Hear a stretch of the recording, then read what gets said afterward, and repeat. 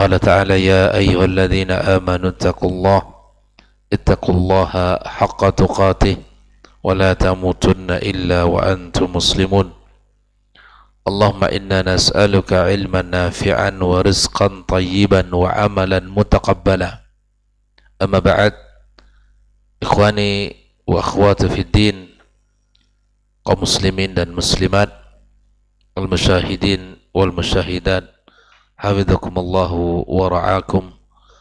Alhamdulillah, kita bersyukur pada Allah tabaraka wa ta'ala yang telah memberikan kepada kita nikmat yang sangat banyak, nikmat iman, nikmat Islam, nikmat kesehatan, serta nikmat ilmu. Kita pagi ini bersama-sama duduk di majelis yang mulia ini, di tempat yang paling mulia di muka bumi, rumah Allah. Kita belajar tentang sebuah keutamaan yang ada pada agama yang mulia ini dengan membaca kitab Risalatu Fadlil Islam karya Syekh Muhammad Ibn Abdul Wahhab rahimahullah ta'ala rahmatan wasi'ah. Mudah-mudahan ilmu yang kita pelajari membawa kepada kebaikan dan cahaya dalam kehidupan, semakin kokoh dan semakin kuat agama yang ada pada diri kita. Kemudian kita memperbanyak ucapan salat dan salam untuk Nabi besar Muhammad alaihi salatu wassalam. Mudah-mudahan kita termasuk orang-orang yang mendapatkan syafaatnya nanti pada hari kiamat kelak. Ikhwani wa akhwati fi din, kaum muslimin dan muslimat, pagi ini kembali kita melanjutkan pembahasan syarah Risalati Fadlil Islam, masih dalam pembahasan terakhir, hadis yang terakhir tentang annal bid'ata asyaddu minal kabair, bahwa sesungguhnya bid'ah lebih berat dari dosa besar. Pagi ini hadis yang terakhir pada halaman yang ke-95. Halaman yang ke-95. Walahu min hadithi Abi Hurairah radhiyallahu ta'ala an wa lafzuhu man da'a ila hudan. Barang siapa yang mengajak kepada petunjuk, thumma qal man da'a ila dhalalatin, dan siapa yang mengajak kepada kesesatan. Hadis ini rawahu Muslim fi sahihi wa akhrajahu Muslim fi sahihihi.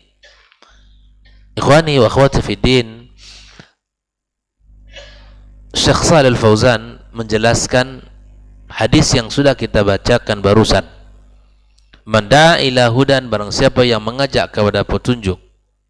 Ya, kemudian Nabi SAW berkata, wa man da'a ila dhalalatin, dan barang siapa yang mengajak kepada kesesatan. Qala fi hadzal hadis, di dalam hadis yang barusan kita bacakan, anna man da'a ila hudan, barang siapa yang mengajak kepada petunjuk, kana lahu minal ajr, maka baginya pahala. Orang yang mengajak tersebut mendapatkan pahala. Ithlu ujuri man tabi'ah, atau mithla ujuri man tabi'ah, seperti pahala orang yang mengikutinya. Katakan seseorang misalnya Ahmad mengajak kepada kebaikan yang bernama Abdullah misalnya. Kemudian Abdullah melakukan kebaikan yang disampaikan kepadanya, maka si Ahmad yang mengajak kepada kebaikan, dengan izin Allah Abdullah mengamalkannya, maka subhanallah dia mendapatkan kebaikan dari apa yang diikuti oleh Abdullah tersebut. Hebatnya lagi ikhwah fillah, la yanqusu min ujurihim syai', tanpa dikurangi sedikit pun dari pahala orang yang mengerjakan itu. Wa man da'a ila dhalalatin, dan siapapun yang mengajak kepada kesesatan, kana alaihi minal ithim, maka baginya dosa. Sebagaimana mengajak kepada kebaikan mendapatkan pahala, dan orang yang mengajak kepada kesesatan baginya dosa. Mithlu athami man tabi'ah, seperti dosa orang yang mengerjakan apa yang disampaikan kepadanya, yang mengikutinya. La yanqusu min athamihim syai'a, dan begitu pun tanpa dikurangi sedikit pun. Kebaikan yang kita sampaikan dan diikuti oleh orang lain, ternyata itu akan mendatangkan kebaikan kepada kita. Sebaliknya, keburukan yang kita ajak dan kita sampaikan kepada orang lain, kita akan mendapatkan dosa dari apa yang kita sampaikan itu. Ini munasabahnya dalam pembahasan apa? Bahwa bid'ah itu lebih berat daripada dosa besar. Berhati-hati mengajak orang kepada satu amalan yang bukan amalan dari ajaran Islam. Ketika orang mengikuti apa yang kita sampaikan atau yang kita contohkan dari amalan yang bukan amalan Islam, maka kita mendapatkan dosa dari apa yang dilakukan oleh orang yang mengerjakannya. Hada, kata Syekh Shalih Fauzan, fihi fadlul da'wati ila Allah azza wa jal. Di dalam hadis ini terdapat keutamaan mengajak berdakwah kepada Allah azza wa jal. Ada keutamaan orang-orang yang mengajak kepada Allah. Ada pahala yang besar yang Allah sediakan bagi siapapun yang mengajak orang kepada kebaikan. Wal amr bil ma'ruf wan nahi 'anil munkar. Di dalam hadis ini juga terdapat keutamaan ya orang-orang yang mengajak kepada kebaikan dan mencegah kepada kemungkaran. Wa annal ajra liman fa'ala dzalik, sesungguhnya pahala adalah bagi orang yang mengerjakannya. Ikhwah fillah, Islam sangat memberikan perhatian kepada orang-orang yang telah mengajak kepada kebaikan, menginstal dalam dirinya sebuah kebaikan, kemudian diyakini, diamalkan, kemudian apa yang diyakini, diamalkan itu diajak pula orang lain. Dan inilah salah satu tugas yang mesti ada dalam diri setiap muslim, mengajak orang kepada kebaikan. Mana tahu apa yang kita ajak itu adalah tanpa sengaja, tanpa kita sadari, orang mendapatkan hidayah atas izin Allah dengan kalimat yang kita sampaikan itu. Maka ini khafillah rahimakumullah, bi'annahu yahsulu lahu ajruh, dia mendapatkan pahalanya. Wa yahsul lahu mithla ujuri man iqtadau bihi, dia mendapatkan seperti pahala orang yang mengikutinya. Wasaru ala manhajihi ila yaumil qiyamah, dan mereka berjalan di atas manhajnya sampai hari kiamat kelak.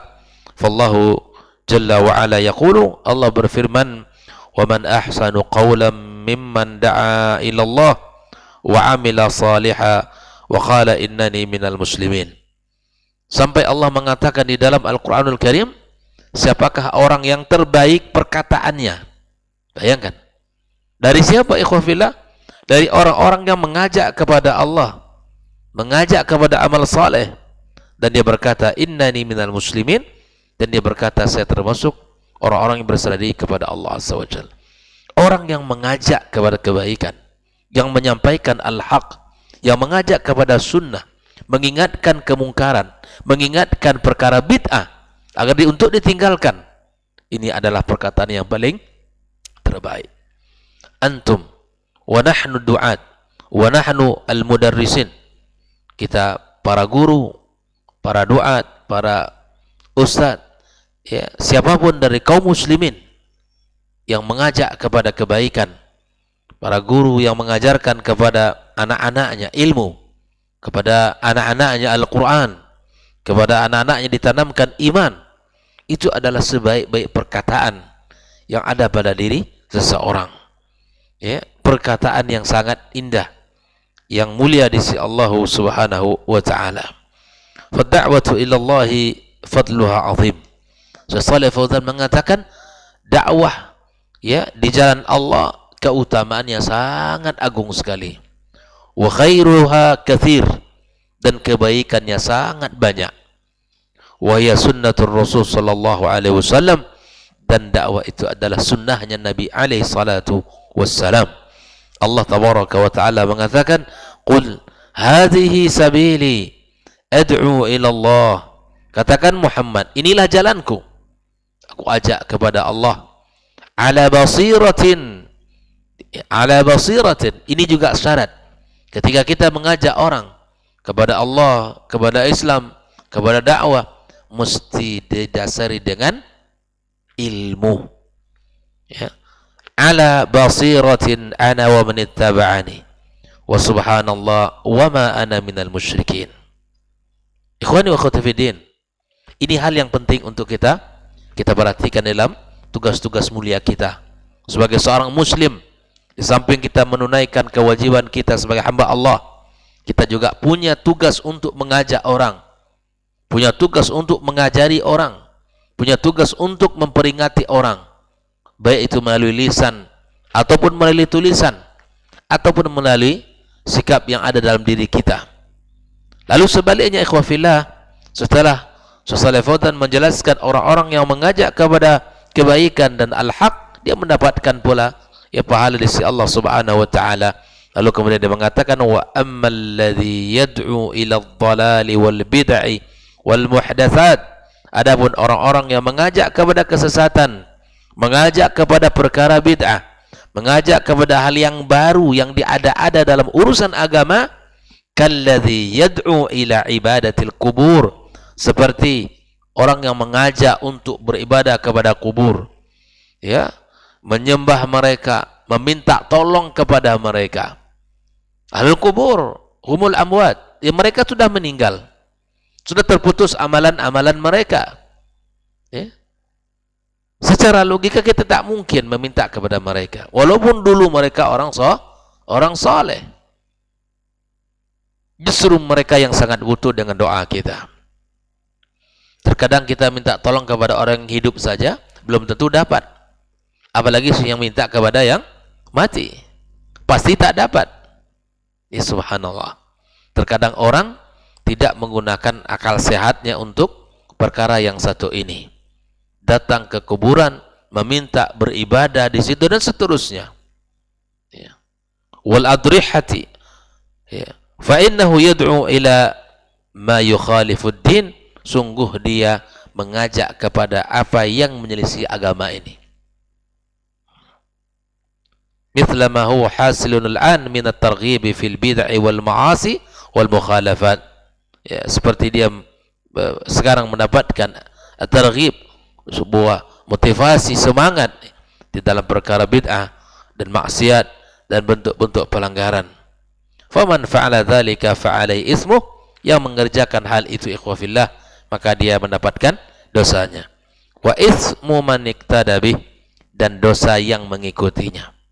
Wa salaka manhajahu ila yaumil qiyamah, dan dia mengikuti jalannya sampai hari kiamat kelak. Dia telah meninggalkan bibit-bibit dosa untuk dirinya. Walaupun dia telah meninggal dunia, tapi keburukan, perkara bid'ah, kesesatan yang diikuti orang setelah dia meninggal dunia, dia mendapatkan bibit dosa yang telah dia, ya, tanam ketika dia masih hidup. Waliyadzubillah. Wa hadza kata Syekh Fauzan fihi tahzir min du'atid dalal. Dalam hadis ini terdapat sebuah peringatan dari para duat, para dai yang mengajak kepada kesesatan. Mengajak kepada kesesatan. Wa yadkhulu fi hadha ad-du'atu ila al-bid'ah. Masuk juga dalam hadis ini terdapat peringatan terhadap para dai, ya, para ustaz yang mengajak kepada amalan-amalan bid'ah. Tidak baik, ya, kita melakukan ini. Li'anna al-bid'ata dalalatun, sesungguhnya bid'ah itu adalah sesat. Kama qala Nabi sallallahu alaihi wasallam, fa inna kulla muhdatsatin bid'ah wa kulla bid'atin dalalah.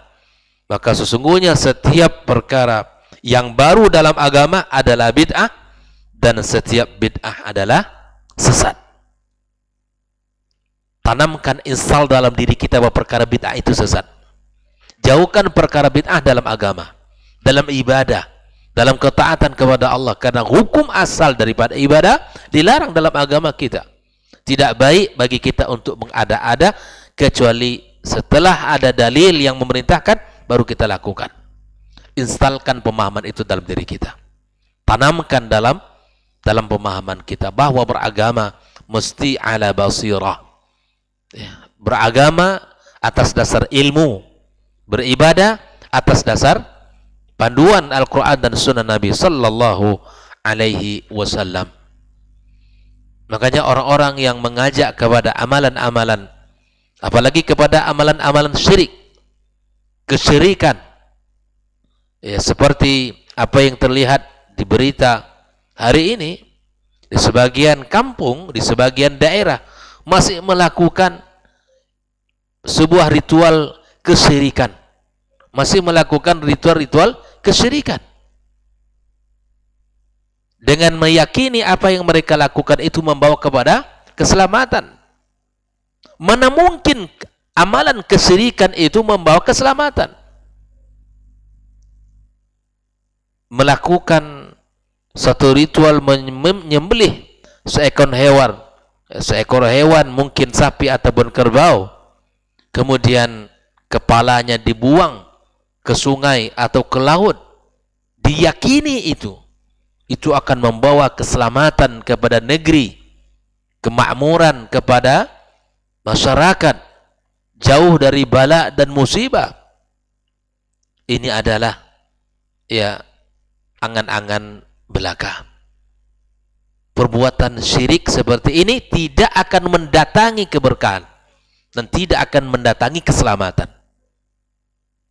Seluruh tradisi yang menyelisihi agama kita dibungkus dengan acara resmi, seakan-akan itu adalah adat budaya yang mesti dilestarikan, diabadikan. Maka bertakwalah kita kepada Allah Azza wa Jalla. Takutlah kita kepada Allah Azza wa Jalla bahwa ini adalah perkara yang menyesatkan diri kita dan keluarga kita, masyarakat kita. Bahkan itu justru akan mengundang murka dan marahnya Allah Subhanahu wa Ta'ala. Allah Ta'ala katakan, ana aghna syuraka ani syirki. Saya adalah tidak butuh kepada kesyirikan. Tidak butuh kepada kesyirikan. Ikhwafillah, tradisi-tradisi yang penuh dengan kesyirikan wajib untuk kita tinggalkan. Bebaskan diri kita daripada belenggu kesyirikan itu. Karena syirik dosa besar, dan syirik adalah salah satu pembatal daripada agama Islam yang kita yakini ini. Ada 10 poin yang membuat agama kita batal. Salah satunya adalah asyirku billah, mensyirikkan Allah Subhanahu wa Ta'ala. Dan hal ini serupa dengan apa yang dikatakan oleh sebagian orang di zaman dahulu, di mana ya kami tidaklah menyembah berhala-berhala. Ya, kami tidaklah menyembah berhala-berhala, tetapi kami menyembah itu agar mereka bisa mendekatkan kami kepada Allah Subhanahu wa Ta'ala. Maka ikhwafillah, sekali lagi mari kita perhatikan dalam agama kita, jangan sampai kita melakukan perkara-perkara yang dimurkai oleh Allah Subhanahu wa Ta'ala. Nah, siapapun yang menghidupkan adat istiadat yang penuh dengan kesyirikan ini, siapa yang memulainya dan hari ini dihidupkan kembali, maka sungguh dia telah menanam bibit-bibit dosa untuk dirinya. Kalau itu tidak dihilangkan dan tidak dihapuskan, maka akan diikuti oleh anak cucu cicit mereka. Ya, tradisi ini tradisi baik, tradisi-tradisi yang bisa ya membawa kepada keselamatan. Maka orang yang menghidupkannya, yang memulainya, dia akan mendapatkan bibit dosa yang telah ia tanam di masa hidupnya. Waliyadzubillah. Ukhani ukhati fiddin, terakhir Syekh Shalih Fauzan mengatakan, falladhi yad'u ila al-bid'i yad'u ila ad-dhalali. Yang mengajak kepada perkara-perkara bid'ah, maka sungguh dia telah mengajak kepada kesesatan. Wa yakunu alaihi ithmu, maka baginya dosa, wa ithmu man iktada bihi, dan dosa bagi yang mengikutinya. Jadi seperti orang yang menanam kebaikan mendapatkan pahalanya, maka begitupun orang yang mengajak kepada kesesatan baginya dosanya. Al-jaza'u min jinsil amal, bahwa balasan itu sesuai dengan amal masing-masing. Jika dia memilih amal baik, insya Allah dia akan mendapatkan pahalanya. Namun jika dia memilih jalan kiri, jalan buruk, maka dia mendapatkan dosa-dosanya pula. Maka berhati-hatilah kita dalam beragama, kemudian berhati-hatilah kita di dalam melakukan satu keyakinan, harus diawali dengan dalil sehingga kita selamat dari perkara-perkara yang dimurkai oleh Allah Subhanahu wa taala. Ikhwani wa akhwati fiddin, insyaallah besok kita akan masuk pada pembahasan bab yang baru, itu bab majaa annallah tajaza taubata an sahibil bid'ah. Bab yang datang menjelaskan bahwa sesungguhnya Allah menghalangi taubat dari orang pelaku bid'ah. Insyaallah akan kita jelaskan bagaimana pemahamannya dan seperti apa bentuknya. Nah, insyaallah akan kita jelaskan dengan izin Allah Azza wa Jalla pembahasan ini besok pagi. Mudah-mudahan Allah Subhanahu wa taala berikan kesehatan dan berikan kemudahan bagi kita untuk senantiasa duduk dalam majelis ilmu dan mempelajari agama kita yang mulia, dan sehingga kita menjadi orang-orang yang istiqamah di atas syariat yang mulia ini sampai kita bertemu dengan Allah Subhanahu wa taala. Wa sallallahu ala nabiyyina Muhammadin wa sallam, wa subhanaka Allahumma bihamdika asyhadu an la ilaha illa anta astaghfiruka wa atubu ilaik. Wassalamu alaikum warahmatullahi wabarakatuh.